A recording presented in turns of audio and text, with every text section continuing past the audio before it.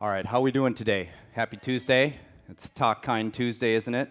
When you guys hear a principal that you guys have at Southport Elementary.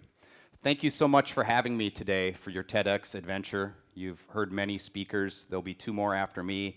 And I'd just like to take a moment at this time to talk to you guys about our lives online. Being safe and having fun.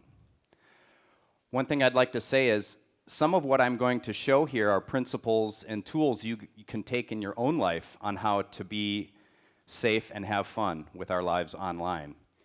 Some of the statistics and parts you'll see in this presentation I took from our northern neighbors, Canadian Get Cyber Safe, and it's a really excellent resource for how to handle situations when you're using social media and being online. I'd like to start my talk with two figures that I want you guys to consider. So if you take a look at this picture here, I want you guys to think about this for a moment. It does relate to our lives online, because how often when we, or our parents, or relatives, older brother, sister, show something online, they put something forward to social media, you can see that from one angle, it's true, and from another angle, another condition or facet of who we are is true. But in the center, what we are, our humanity, is what's true. Similarly, you can see here, to one perspective, it's 6. From another perspective, it's 9. Both are true. But the truth is, it's a number. So with our lives online, what is it that we show? I'll talk a little bit in a moment about masks and what we use when we're having our online lives. Are we being authentic? Are we being real? I wanted to tell you guys, 100% be sure of this, what you post can last a lifetime.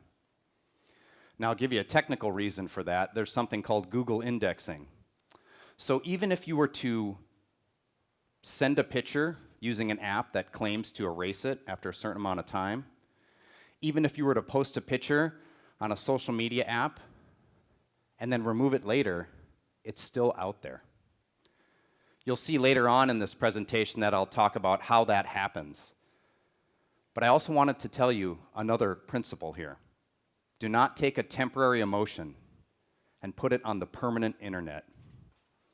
It's very important. You've heard speakers today talk about being compassionate and being caring, and taking a moment, even if somebody gets on your nerves, taking a moment to pause and be our best selves, our authentic selves, being real. If you do decide to share, I wanted to give you some principles. Now you'll see in the second point here, being aware of what's being shared. Often, if we were to share something excitedly on social media, we're not really thinking about what's in the background. For example, what's in the background here, obviously it says Southport Elementary. That's a piece of information that's in this visual frame that's showing that I'm here right now. It's the same with pictures or videos, especially if your profile is world-facing. That's a default setting on a lot of social media apps. Here's something that I really want to share with you guys. 88% of images that are posted online end up in a different location. So again, if you have shared something, a video or picture, via a social media app that claims to erase it, not true. If you posted a social media picture, you've shared something, it ends up 8 out of 10 times, or more, 9 out of 10 times. It ends up on a different website or social media app. How does that work? Well, there's things called web crawlers. There could be malware. There could be automated systems that pick pictures. When people select through the EULA, you know, that long agreement nobody reads, then you hit that checkbox to use the social media app. That's the end user license agreement. You agree to allow your pictures and content to be shared. That's something that a lot of people don't consider. So you can see here, 88% of pictures end up in another location. So think about that. If you're going to share, post only about others what you want posted about yourself. Think about that. That's that Speaking Nice Tuesday principle here at Southport. And the second one is very important. I want you guys to think about this. Never tell yourself something you wouldn't tell a friend. What is that? That's that moment when you're in front of the mirror. I had that moment today getting ready for this talk. There's nerves, butterflies, self-doubt, self-deprecation, negative self-talk. It has a lot of different descriptions. But what I want you guys to leave with today is the idea that self-worth is built in drops, like a bucket, filling a bucket. And if you fill your bucket, your self-worth, your self-esteem slowly and with drops, you can use those moments in front of the mirror to build yourself up, not tear yourself down. My daughter's 11, and she just had a birthday party. And she was worried about one student, a friend of hers. And the concern was about the other student's hair. She's in 5th grade, so she's worried about hair. But I come to find out from the other mom that her daughter really likes my daughter's hair. So you see, our perceptions of ourselves, that's something we can control. And I want you guys to have self-worth. And I want you guys to own your online presence and be authentic and be real. Be yourself. Now, there are times in lives where we put up a different perception, a mask, you might say. Well, I want to talk about that. And from the safety point of view, it's important to know that it's always Halloween on the internet. People have masks.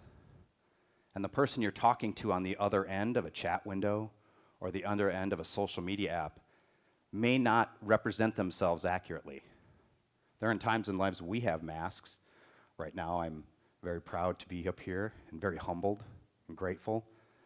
That mask is a positive one, in a sense. But there are other masks that people use online. So be sure of those. Question who's on the other end of your communications, right? Now, let's move into something here. Maybe you didn't know there'd be a test this morning. I like to say it's a game, the self-worth game. Let's call it that. So you guys ready to play?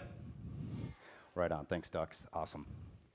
So it has 3 parts, and really the self-worth test or self-worth game is a tool I use with students and parents. Often with parents, they ask, is it the right time to get my child a phone? Is it the right time for my child to be on social media? And so we'll play that now. So it has 3 parts. The first part is, and ask yourself, you don't have to say out loud or raise your hand or anything, but just ask yourself internally, am I able to stay at home by myself confidently for 4 hours, including a knock on the door? That's a question, right? Okay. Part number 2 of the self-worth game. Am I able to assertively and positively end a conversation started by an adult I don't know in public? I'll give you an example. Let's say you're at Starbucks and you're about to pick up your drink and you have a sweatshirt that says Southport Elementary. And somebody walks up and says, Southport, my daughter goes there. What's your name? Are you able to assertively and positively handle that interaction initiated by somebody else? The answer might be yes. The answer might be no. The last part of the self-worth test or self-worth game is very important. And this is the core of what I'm speaking to you about today. Self-worth. So right now, think of 3 things that you're really good at and that you love to do. 3 things. I'll give you an example. My daughter says riding horses, judo, and eating ice cream. So you guys got your 3 things? Okay, so with those 3 things in mind, adults in the room too, with those 3 things in mind, here's the question. Would you allow your best friend to talk down to you about those 3 activities? Maybe when you're in college and dating, would you allow a boyfriend or girlfriend to have you stop doing those things you love that you're really good at? I'm hearing some no's. That's the foundation of self-worth. Being assertive and having self-esteem of what you love to do and what you're really good at. Following your passion, having goals. So that's the self-worth game. Thanks for playing. I want to talk a little bit about cyberbullying. And here's the thing, you guys. Here's some points on what you can do for cyberbullying. The main thing is I want to tell you you're never alone. You have trusted adults in your life who are in your home, friends and family, and especially the teachers, administrators, and counselors of Southport. They've dedicated their careers to your lives, and I want you to know that you're never alone when it comes to bullying. Okay? Now I'm going to pass on some other information as far as bullying goes, but here's what I want to do. I want to give you guys a tool. When someone posts underneath a picture you've placed on a social media app or says something to you in the playground or in a hallway or in school, something that puts you down, makes you not feel good inside, a tool I'd like to give you is a phrase, and that is, your opinion of me is none of my business. It's a simple thing to say back to somebody. Think about that. It's sort of disarming. Your opinion of me is none of my business. It's sort of I don't care, but in a way that acknowledges them. Right? That's a tool that you guys can use. One last thing about you're never alone. Not here at Southport, not online. I wanted to share something that's very special, very powerful, and that's this crisis text line. And you can text START 741-741, and somebody will respond. Now, I want to ask you guys a question. Who do you think uses this free service the most? It's middle-aged men. That's who uses this the most. Now, some of you might be thinking, well, why is that? The statistics, the anonymous metrics and statistics they take here at Crisis Text Online is that if we think about our society, it's really viewed in a different way for a middle-aged man. For me, to have an internal problem, to have perhaps a crisis where I need to reach out to a therapist or a professional, how is that viewed? As me, right? And that's why the demographic that uses them the most is middle-aged men. So that's an available tool for you. I wanted to share a few more bits of information and talk about them. Now, this one is very important. It's about trust. Now, one of my favorite Twitter accounts is Swift on Security. It's somebody who's very smart, who role plays as if they're Taylor Swift, but on an information security point of view. Swift on Security. Sometimes they change the name to Securite. It's pretty funny. But in this post, they said, trust does not scale because trust is not reducible to math. Let's think about what is trust? Well, trust is built one truth at a time. I know I trust my wife. I trust my father-in-law, my mother-in-law. I trust my sisters-in-law. I trust my brother. I trust my sister. Why is that, though? It's because they're close. I keep a tight circle. That's who I trust. So I want you guys to think about that. It's not reducible to math. There isn't really a formula for trust. You kind of know, right? And when you're online, though, there's screens separating you. Can you really build trust there? Maybe. But that's a question we have to ask ourselves. And how do we be sure? I don't really have that answer. But I want you to think about that. Because trust is built one truth at a time. Okay. Here, you guys, I want you to tell you a little bit about followers and friends, okay? Followers online are not friends, and life is not about likes. Life is outside there in the sunlight. Life is playing your favorite sports and athletics. It's joining with friends for a hike or a picnic. Starting a movement, as we've seen a previous speaker. That's where life is. You've heard the phrase, life that's outside your comfort zone, right?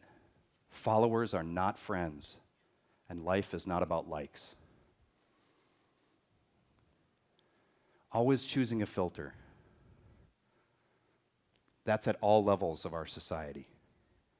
Are my words true? Are they ethical? Are they right?